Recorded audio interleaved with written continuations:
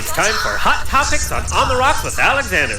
Better pour yourself another. This is hot. That's hot. That's hot. This is really hot. That's hot. All right, so Paul and Jeremy, this is the hot topic. The Golden Globes are in danger, girl. NBC announced they will not be airing next year's Golden Globes. Tom Cruise gave back his 3 Golden Globes. Side note, 3 Golden Globes?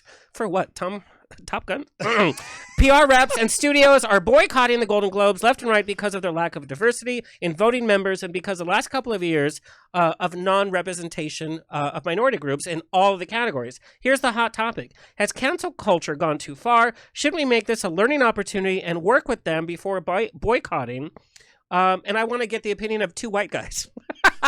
No, but honestly, I do want the opinion of 2 white guys that are very entrenched in such separate ways in the entertainment community. Paul, you've been in the entertainment industry for so long. You have seen the industry evolve, so I want your take. And of course, from your PC point of view, why are we just going to say no more Golden Globes? Why don't we have them change, and why don't we show the change on camera? Either one of you want to start? Go ahead. Well, my first heartbreak, of course, was for Pia Zadora.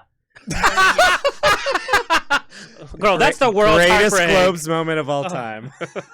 She once won a Golden Globe for The Lonely Lady, a film that no one has ever seen.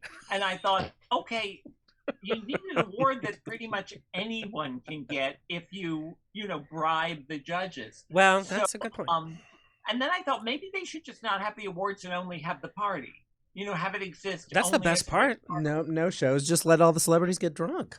Yeah, right? Exactly. So that it'll be interesting to see how it works its way out, but it certainly was a very open secret that the Globes were voted on by about 3.5 people, and that it wasn't, and they were not diverse in the slightest. So I think it's kind of the ball's in their court now to say, okay, how do they step up if they want this thing to survive? So, Paul, how would they step up in the short amount of time?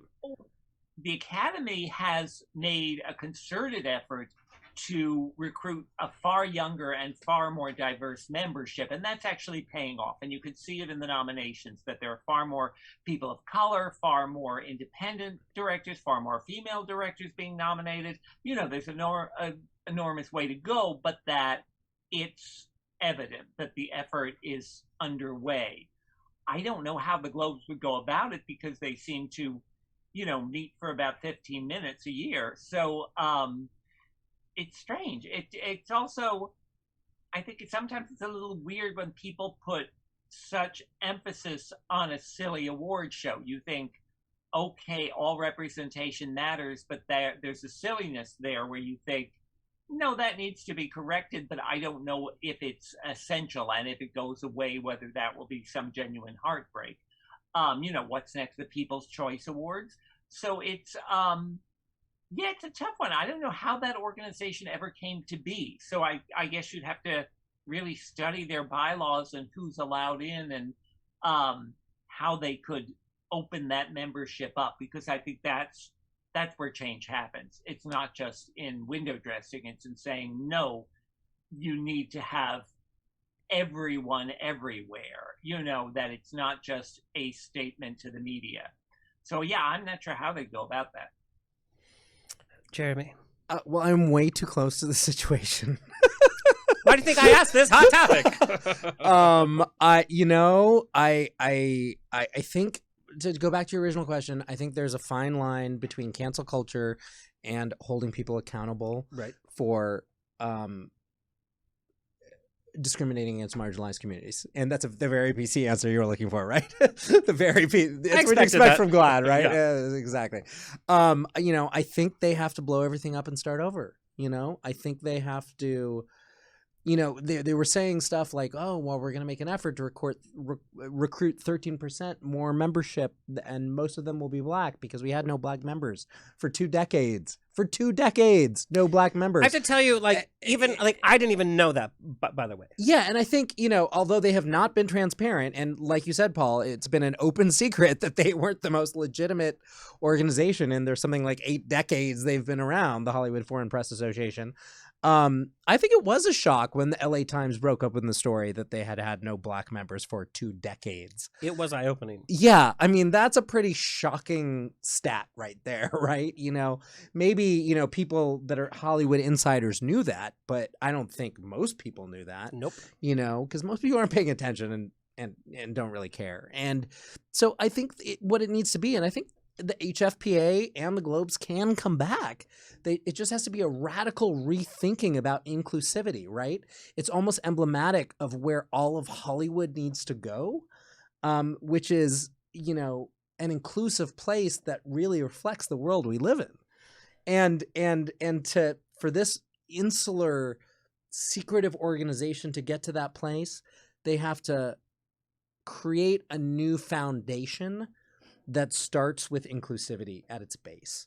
And right now, doing sort of these window dressing little adjustments, like, oh, we're going to add 13% to black members, which could almost be, called a quota, which is not a cute term. It is a quota. Yeah. You need to radically rethink inclusivity from the ground up. And I think, Time's Up outlined a series of recommendations that are the only acceptable answer, I think, for how they can reinvent themselves, which involves every member of the HFPA having to reapply for their jobs, and there being a new board of directors, and it relaunching itself from a place of complete inclusivity and equity. And I think that's the only answer. And I think NBC was very smart to say this can't be done for the 2022 award season, but it probably can be for 2023. And let's try to build some bridges together to make that happen. But why didn't they say, we won't cancel the show if the following happens? I mean, you don't think that something radical can change in time for the next? No, I don't. And that was part of the problem, right? Is that they were already starting to hold events for the 2022 Globes, okay. which, the Globes were late this year. They were in late February, but they're going to be back in their early January slot. So they're only like, what is that? Oh, yeah. I can't do math. 8 months away or something like that. I can't even plan happy hour 8 months away. Yeah, it's too soon. Don't ask me to commit. It is too soon. And they gave a timeline that are like, oh, well, we'll hire a DEI officer by September 1st. Okay, well, that's 4 months from your award show. Oh, wow. And that's not soon enough. And so I don't think it could happen by 2022. I do think they have a chance of saving themselves by 2023. And NBC's statement was kind of along those lines, is we just need about another year on that timeline to make sure you're and coming make it from sincere, by the way. Yeah, authentic and sincere and I was GLAAD put out a statement, a very strong statement in solidarity with Time's Up and Color of Change and other organizations that standing, although we're an LGBTQ social justice organization, this is very much a racial justice equity issue that's at the forefront. But at the same time, we don't know how many of the HFPA identify as LGBTQ because they haven't been transparent. I assume there are some gay and, LGB, probably not trans members of the HFPA, but we don't know because they haven't ever released those statistics. So, I think what should take its place is an award show that celebrates the way the world really looks. Like the GLAAD Media Awards? Like the GLAAD Media Awards. I love those media awards, by the way. Yeah. That celebrates diversity, equity, and inclusion in all of its forms, and looks at, all the groups like, GLAAD and Color of Change and CAPE and Illuminative and the Muslim Public Affairs Council that are doing all this really important work in Hollywood for underrepresented communities and celebrates those and puts those underrepresented communities at the forefront. And that's what the Golden Globe should be going forward. Well, there you have it, folks. That was our hot topics from top industry experts, by the way.